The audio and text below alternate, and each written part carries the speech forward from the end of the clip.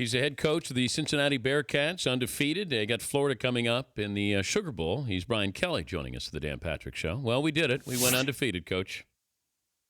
We did, and the nice part about it is, we moved up to third in the BCS, which was really significant for us because as a BCS conference school, which I think at times people forgot that we were a BCS conference school, that, if the what is it, the number one, the kickoff specialist for Nebraska, if he could just kick the ball inbounds, we would be and he's not getting a Christmas card for me, but I will tell you, we'd be playing in Pasadena against Alabama. But having said that, it's a great season for us. Okay, you're watching the Nebraska Texas finish. Yes, I am. What was it like in the final 2 minutes? I don't watch college football that much, obviously, because it's what I do 24 hours a day. I'd like to do something else with my life. And I'm watching the game, and I'm pacing around yelling at the TV set. I had to stop myself. I felt like a parent at a T-ball game. So it was amazing. Because I knew what was on the line there. Obviously for Cincinnati, we would have really messed up this BCS if we were playing for it. But more nervous when you're down 21 to Pitt or the final 2 minutes watching Nebraska, Texas? Oh, not even close. The last 2 minutes, Nebraska, Texas. You're so involved in the sideline and the next play call. If you're nervous during that period of time, you're going to lose a lot of football games. That's a different deal because that's what you do. That's when you go on the set. That's when you go on live. Yeah. For you. You're at your best. It's the preparation that makes you nervous. Did you think about when you let Pitt score, so you guys were going to get the ball back, was there any thought that maybe they do what Jacksonville did a couple of weeks ago and they don't score on purpose, they take a knee and they run the clock a little bit more? Possible.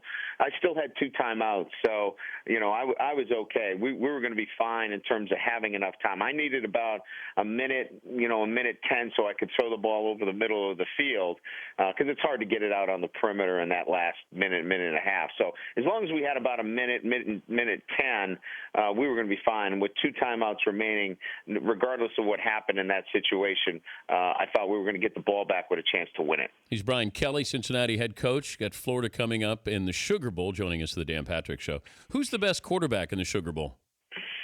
I would say that the body of work goes with Tim Tebow. Obviously a 4-year player for them, won the Heisman. This year, though. Well, I think the production that Tony has shown this year, I think it's Tony Pike. In a very short resume that he has, he's played better, more consistently this year.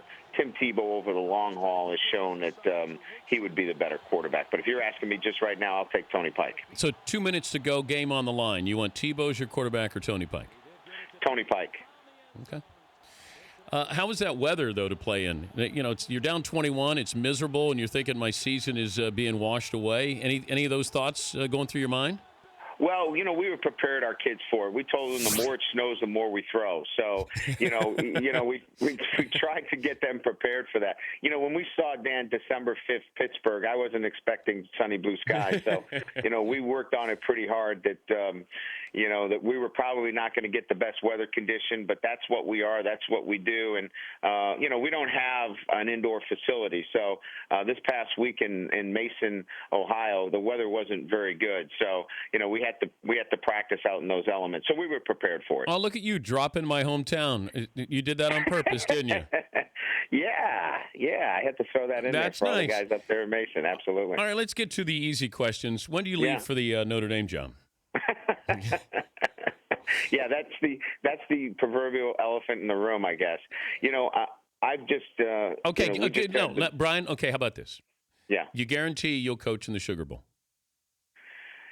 No, there's no guarantees in anything that you do. I've never given a guarantee whether I was going to make it home at the end of the day. So, but I really have not sat down and had a chance to evaluate what it is that is in the future. I haven't done that yet. I'm going to do that over the next few days because I have an opportunity to do that. Up till then, Dan, it has been 100% focused on getting this team back to a BCS game, and that really has been my focus. I've said that, and I know people don't like hearing that because it's, people want you to tell them what they want to hear. And the fact of the matter is, I'll use the next few days to kind of decide where we go from here. All right, but what if the scenario comes up here? I know it's hypothetical, but I think it's closer to being true than hypothetical. Let's say Notre Dame says, you know what, Brian, we want to talk to you. How do you do that quietly without offending people, but also being respectful to a job that you would love to perhaps have? Well, there's a lot of assumptions there. There's a lot of assumptions that I want another job. But to answer your question truthfully, it's difficult. If somebody wants to talk to you, clearly you want to be able to do a couple of things. Number one, I'm still under contract here. There are some obligations that I have if they did in fact call me. So it's not as transparent as we would all like it to be, and sometimes that puts me in a tough position to parse my words. And the fact of the matter is I haven't made the decision yet as to, what is our best interest, my family's best interest, and I'll do that over the next couple of days. Well, what do you mean a decision to look at another job? Yeah, I may come out in 48 hours and say, listen, I'm staying here at Cincinnati no matter if the New England Patriots call. And have you been offered a contract extension by Cincinnati? We are working on one right now. So there's a chance you could sign the contract extension and put an end to the Notre Dame rumors. Absolutely. There's absolutely a chance to that, and I think there's a chance that that I could look at another job. I haven't made that decision yet, and I'll do that after today. Today is our team meeting with our players, and then I've got a couple of days until our banquet, and I want to be able to sit down and figure out what the best course of action is. Just to let you know, Jimmy Clausen is going pro, in case that factors into your decision. Nice try, Dan. But Golden Tate, maybe you can keep him at Notre Dame. Yeah, okay. I'll bite on that one. That was an easier one.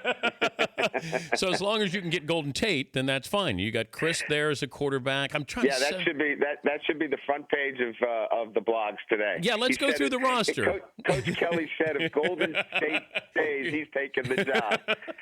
Oh man, you know how this goes. Okay, but your family. And from what I was told, you turned down an opportunity last year to go elsewhere. Is that fair? Yes, that is fair. Okay. And where was that you turned down? It doesn't matter at this point. Yeah, it does. It's just a conversation. It helps the conversation. So I feel like we're sharing information. It was a major BCS school, and I'll leave it at that. Okay. Because if you want to ask me questions about my career and jobs, I just go on Wikipedia. Yeah, but that's not true. You know what? Because on Wikipedia right now, it's got you taking the Notre Dame job if Golden Tate stays. Yeah, of course, we can manufacture all that information. Hey, Dan, the bottom line here is I don't want to be a distraction to this. I understand how this thing goes. I don't want it to become one where I'm the story over our kids, and I'm quickly becoming the story. Yep. And I don't want that to be the case. But so by next Saturday, will I know what your future is? Oh yeah, so definitely. This next weekend, I'll know. Yes, you will. You'll call me first. Okay, how about this? You tell. If you meet me at a local establishment up in Mason, you'll be the first one to know. All right, I'll buy. You got it. All right. Well, you know what? Just want to make sure that you still feel like you can win a national title at Cincinnati. Yeah, if we kick the ball in bounds, if we kick it in bounds there, Mr. Nebraska kickoff specialist, we're fine. Oh, God. That's tough. You want to play for a national title, and you have no control over it. No control. None whatsoever. Welcome to my world, 18 to 22-year-olds. Yeah. Well, good luck against the Gators, and good luck with your decision this week, Coach. Thanks, Dan. All Take right. care. That's Brian Kelly, Cincinnati head coach.